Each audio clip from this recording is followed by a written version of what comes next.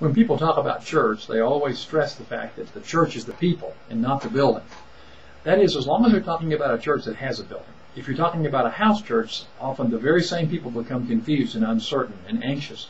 Well, is a house church really a church that doesn't own property and have a bus with the church name on the side of it and have a budget and a staff and a payroll?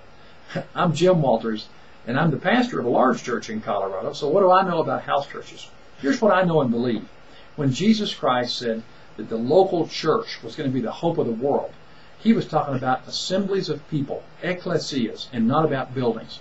And for the first couple of centuries, the only church that existed in Kingdom was a house church.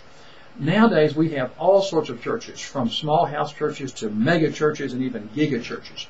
But I believe that the large church, the mega church, the giga church, these are 20th century anomalies. They're exceptions to the rule. And that in every century of Christendom and in every continent of the world, we are going to see churches meet in houses. So this handbook is designed to help you understand the planning and financing and planting of a house church in a simple situation. The definition of simple church in this case might be a church that doesn't own property, that doesn't have a payroll, and doesn't have to have a budget.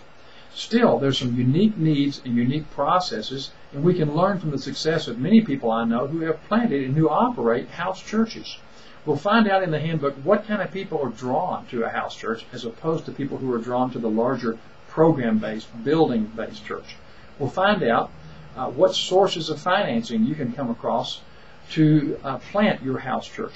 Let's talk about how to promote it in such a way that you can attract people and find the people who would not be attracted to the large program church.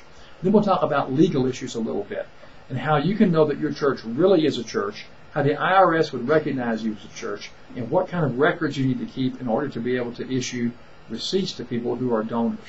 God bless you as you explore this great endeavor of planting a house church.